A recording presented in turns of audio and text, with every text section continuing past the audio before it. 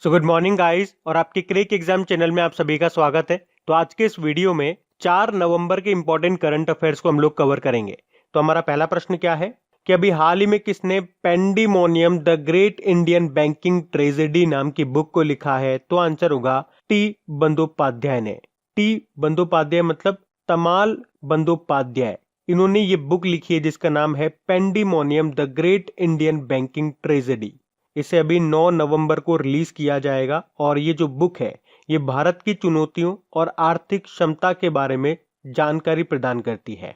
तो ये बुक और इसके लेखक का नाम याद रखना।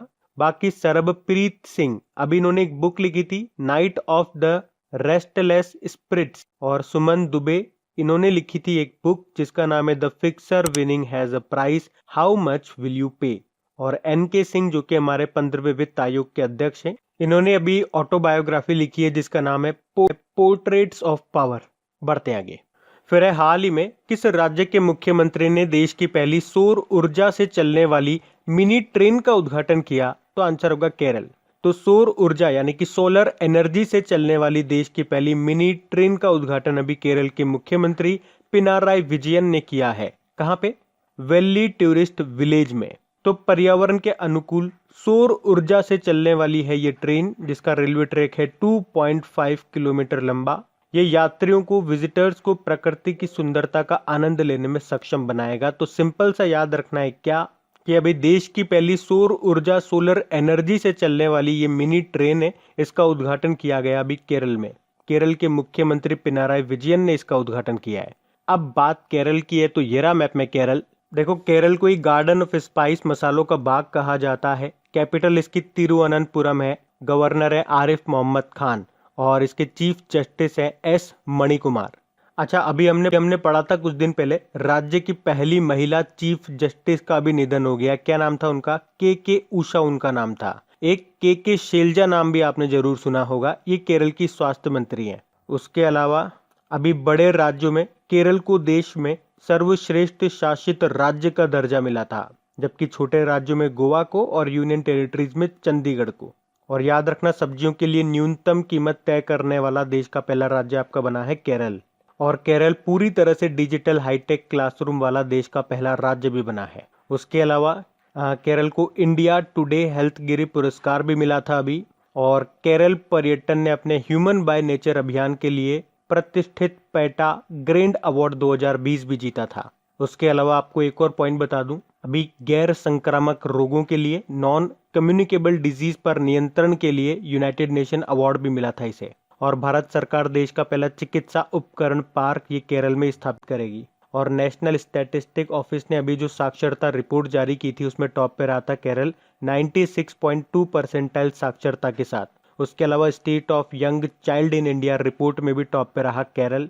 और केरल में आपको ये मंदिर मिलेगा जो पूछा जाता है अक्सर एग्जाम में कि सबरीमाला मंदिर कहाँ पर है, तो केरल में है। जबकि मीनाक्षी मंदिर कहाँ पर है पूछा जाएगा तो वो तमिलनाडु में है। और एक और है कोणार्क सूर्य मंदिर, वो है उड़ीसा में। बाकी केरल में आपको मिलेगा इडुक्की डैम, नेयार डैम, बाणासुर सागर डैम। तो ये कुछ इंपॉर्टेंट डैम है, ये आप याद रखना। बढ़ते हैं आगे। और हाँ गाइस, जो भी बैंक एस्पिरेंट्स है उन्हें मैं बता दूं कि एग्जाम को क्रैक करने के लिए टेस्ट और उनका एनालिसिस बहुत इंपॉर्टेंट होता है। तो मिस मत कीजिए अनअकैडमी की फ्री टेस्ट सीरीज ट्रियम्फ। और अगर उसे अभी तक एनरोल नहीं किया है तो अभी एनरोल करें। और 5 नवंबर को आईबीपीएस क्लर्क प्री का इंग्लिश का टेस्ट अटेम्प्ट करें लाइव, जिसमें आपको मिलेगी परफॉर्मेंस रिपोर्ट और इसकी एनालिसिस लेंगी अनअकैडमी की टॉप एडुकेटर निमिषा बंसल, वो भी बिल्कुल फ्री में। तो सभी की लिंक आपको नीचे डिस्क्रिप्शन में मिल जाएगी। तो जल्दी से जाइए और एनरोल करिए अभी और दीजिए सारे एग्जाम्स और बेहतर करें अपनी प्रिपरेशन। अभी हम बढ़ते हैं आगे। फिर है हाल ही में भारत में 100% इनकम टैक्स छूट पाने वाली पहली कंपनी कौन सी बन गई है? तो आंसर होगा मिक रेडवुड। तो अभी गवर्नमेंट ऑफ इंडिया ने आबू धाबी की sovereign wealth fund company MIC Redwood को भारत में निवेश करने के लिए 100% टैक्स में छूट देने का ऐलान किया है। और इसे ये जो छूट दी जा रही है ये हमारे देश के इंफ्रास्ट्रक्चर सेक्टर सहित भारत के टॉप प्रायोरिटी सेक्टर में लॉन्ग टर्म इन्वेस्टमेंट को बढ़ाने के लिए दी जा रही है। और इस तरह से आप याद रखना, भारत में 100% इनकम टैक्स छूट पाने वाली ये पहली कंपनी बन गई है। तो आपको एक तो कंपनी का नाम याद रखना है, मिक रेडवुड है, कहाँ की है, अबू धाबी की है, ये आपको याद रखना है। बढ़ते हैं आगे। फिर है हाल ही में आईपीयू यानी कि अंतर संसदीय संघ, इंग्लिश में बोलेंगे तो इंटर पार्लियामेंट्री यूनियन का नया अध्यक्ष किसे चुना गया? तो आंसर होगा ड्यूटे पचेको। ड्यूटे पचेको इनका नाम है और ये पुर्तगाल के हैं, ड्यूटे पचेको। और इन्हीं को 2020 से लेकर 2023 तक की अवधि के लिए आईपीयू का नया अध्यक्ष चुना गया है। आईपीयू मैंने आपको इंग्लिश में बताया क्या बोलते हैं, इंटर पार्लियामेंट्री यूनियन। ये राष्ट्रीय संसदों का एक अंतरराष्ट्रीय संगठन है और इसका उद्देश्य है लोकतांत्रिक शासन, जवाबदेही और इसके सदस्यों के बीच सहयोग को बढ़ावा देना। अच्छा, इसका हेडक्वार्टर भी आप जरूर याद रखें, पूछा जा सकता है एग्जाम में, क्योंकि अभी ये न्यूज में आया। हेडक्वार्टर है जेनेवा, स्विट्जरलैंड में। बाकी मार्कोस ट्रायजो ये न्यू डेवलपमेंट बैंक के नए अध्यक्ष बने थे। थियरी डेलापोर्ट विप्रो के नए एमडी सीईओ बने और कार्मेन रेनहार्ट वर्ल्ड बैंक की चीफ इकोनॉमिस्ट बनी। बढ़ते आगे। फिर है भारतीय राष्ट्रीय क्रिकेट टीम का नया किट स्पॉन्सर कौन बना है? तो आंसर होगा एमपीएल। तो फैंटेसी गेम से जुड़ा प्लेटफॉर्म है ये एमपीएल, मोबाइल प्रीमियर लीग, जिसे अगले 3 सालों के लिए भारतीय क्रिकेट टीम के लिए किट स्पॉन्सर चुना गया है। किट स्पॉन्सर मतलब क्या हो गया? ये आपने जो टी शर्ट देखी है हमारी टीम की, इसके यहाँ पे अभी तक आपने देखा होगा नाइकी का जो राइट वाला साइन है वो लगा रहता था अभी तक, मतलब नाइकी इसका किट स्पॉन्सर था। 2016 से 2020 तक रहा वो 5 सालों के लिए। लेकिन अब यहाँ पे नाइकी की जगह लिखा आएगा एमपीएल अगले 3 सालों के लिए। ये होता है किट स्पॉन्सर का मतलब। अच्छा, स्पॉन्सर से वैसे अभी आपको याद होता होगा, अभी हमने पढ़ा था जो हमारी वुमेन आईपीएल है उसका टाइटल स्पॉन्सर कौन बना है? जियो बना है। जबकि मेंस आईपीएल का टाइटल स्पॉन्सर कौन है? हमारा ड्रीम 11 है। बढ़ते आगे। फिर है हाल ही में हैंडबॉल फेडरेशन ऑफ इंडिया के अभी अध्यक्ष कौन बने हैं? तो आंसर होगा ए जगन मोहन राव। तो अभी तेलंगाना के जगन मोहन राव को हैंडबॉल फेडरेशन ऑफ इंडिया के अध्यक्ष के रूप में चुना गया है। तो इनका नाम आपको याद रखना है और ये कहां से हैं? तेलंगाना से हैं। बाकी सुरेश चंद्र शर्मा ये राष्ट्रीय चिकित्सा आयोग के अभी पहले अध्यक्ष बने। एम वीर लक्ष्मी भारत की पहली महिला एम्बुलेंस ड्राइवर बनी है, ये तमिलनाडु से हैं। और राजीव जलोटा, कल ही पढ़ा इनके बारे में, मुंबई पोर्ट ट्रस्ट के अभी अध्यक्ष बने ये। अच्छा, हैंडबॉल फेडरेशन ऑफ इंडिया का हेडक्वार्टर कहां पर है? चलो ये प्रश्न मैं आपसे पूछता हूं और इसका आंसर भी मैं आपको देता हूं, लेकिन उल्टे तरीके से हिंट देता हूं। मतलब मैं आपको, देखो जहां पे सिडबी का हेडक्वार्टर है वहीं पे इसका हेडक्वार्टर है। अब आपको बताना है कि वो कहां पर है। बढ़ते हैं आगे।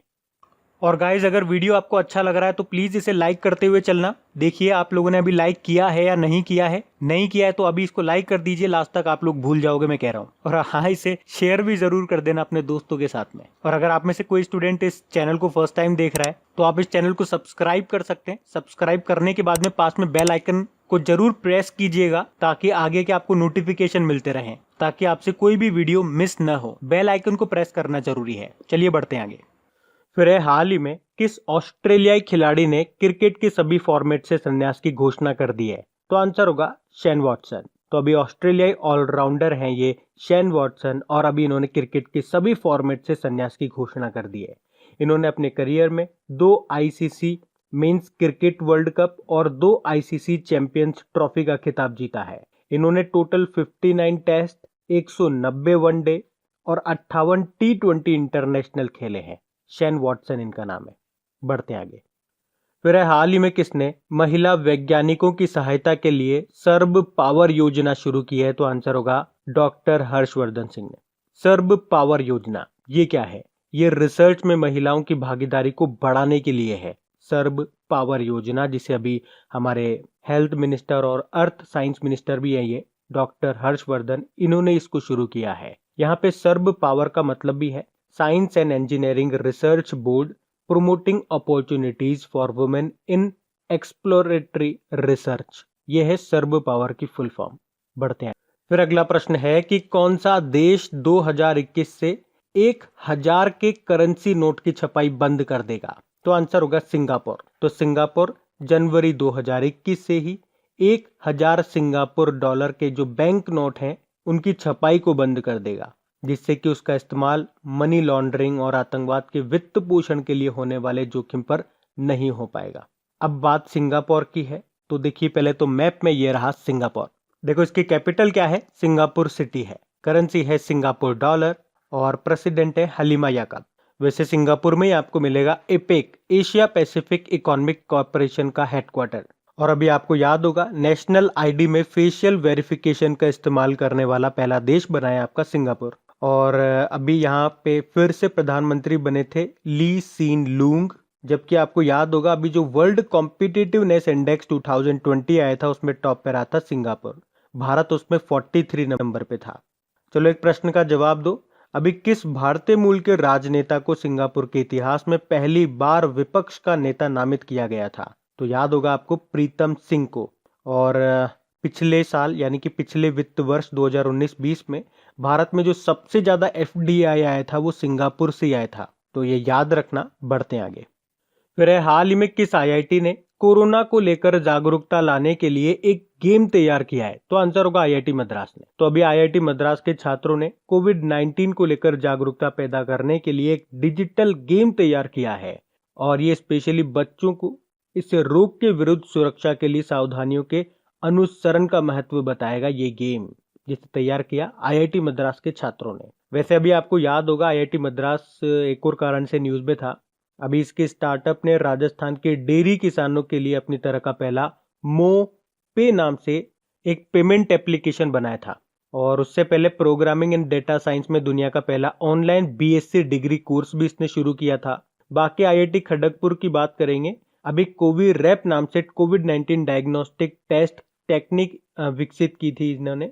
आईआईटी कानपुर अभी टीचिंग सेटअप तैयार किया था मोबाइल मास्टर जी नाम से। और आईआईटी बॉम्बे तो वैसे काफी कारण से न्यूज में था। एक मैं आपको बताता हूँ, एक डिजिटल स्टेथोस्कोप इसने तैयार किया था आयुष सिंक नाम से।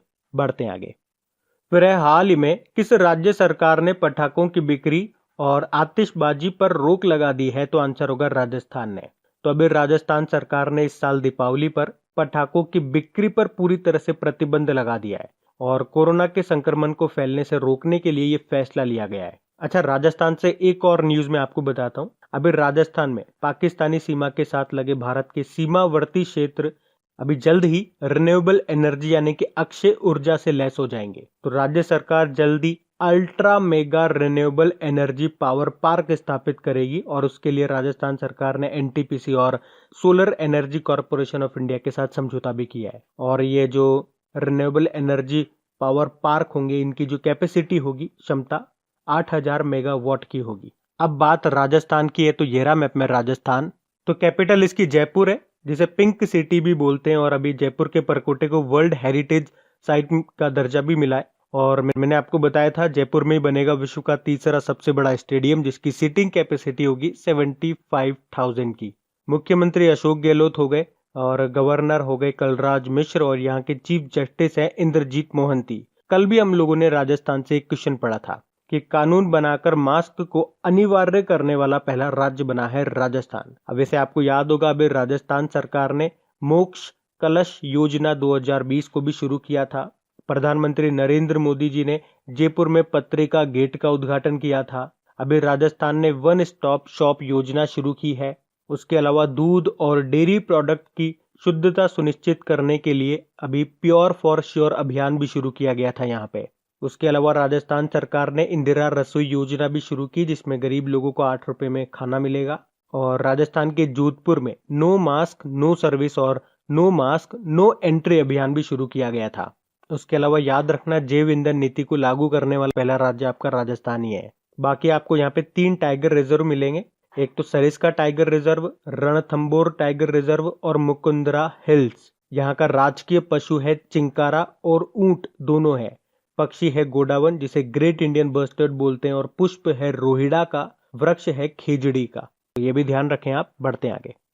फिर अगला प्रश्न है, हाल ही में एयरपोर्ट अथॉरिटी ऑफ इंडिया ने किस ग्रुप को लखनऊ हवाई अड्डे का संचालन सौंपा है? तो आंसर होगा अडानी ग्रुप। तो अभी एयरपोर्ट अथॉरिटी ऑफ इंडिया ने लखनऊ एयरपोर्ट का संचालन 50 सालों के लिए अडानी ग्रुप को सौंप दिया है। अच्छा, इसके अलावा अडानी ग्रुप ने 5 और एयरपोर्ट का संचालन की जिम्मेदारी ली है। कौन कौन से? एक तो ये लखनऊ हो गया, उसके अलावा अहमदाबाद हो गया, जयपुर हो गया, मैंगलुरु हो गया और तिरुवनंतपुरम, और एक गुवाहाटी एयरपोर्ट भी है। तो इन सबका संचालन करेगा अडानी ग्रुप अगले 50 सालों के लिए। अच्छा, एयरपोर्ट अथॉरिटी ऑफ इंडिया से एक प्रश्न आपको याद आना चाहिए। अभी कुछ दिन पहले ही हमने पढ़ा था कि पुडुचेरी एयरपोर्ट ये पूरी तरह से सौर ऊर्जा से चलने वाला एयरपोर्ट अथॉरिटी ऑफ इंडिया का पहला एयरपोर्ट बना था। इसके चेयरमैन कौन है एयरपोर्ट अथॉरिटी ऑफ इंडिया के? अरविंद सिंह है। तो अब बात करेंगे कल के वीडियो में पूछे गए प्रश्न के उत्तर की। तो कल के वीडियो में आपसे पूछा गया था कि महिला आईपीएल 2020 के संस्करण का टाइटल स्पॉन्सरशिप कौन बना? तो आंसर होगा जियो। आप सभी ने प्रश्न का बिल्कुल सही उत्तर दिया है। और गाइज हाँ, अगर वीडियो को आपने अभी तक लाइक नहीं किया है तो प्लीज सबसे पहले एक लाइक जरूर करिए अगर वीडियो अच्छा लगा है तो, और इसे अपने दोस्तों के साथ में शेयर जरूर कीजिएगा। जो भी आपका व्हाट्सएप ग्रुप, फेसबुक ग्रुप, जहां पर भी आप इसे अपने दोस्तों के साथ में शेयर कर सकते हैं, प्लीज प्लीज शेयर जरूर कीजिएगा।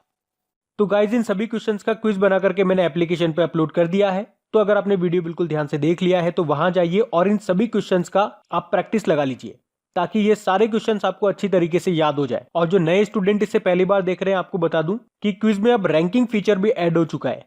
तो अगर आप कम समय में ज्यादा से ज्यादा क्वेश्चन राइट करते हो तो आपका नाम आपके फोटो के साथ टॉप 10 स्टूडेंट्स में आपको दिखाई देगा। आपको ही नहीं, जितने भी लोग क्विज लगाएंगे उन सबको दिखाई देगा कुछ इस तरीके से, ताकि आपको भी एक अंदर से मोटिवेशन मिल सके कि आपको भी यहां तक पहुंचना है, ताकि सब लोग आपको टॉप 10 में देख सकें।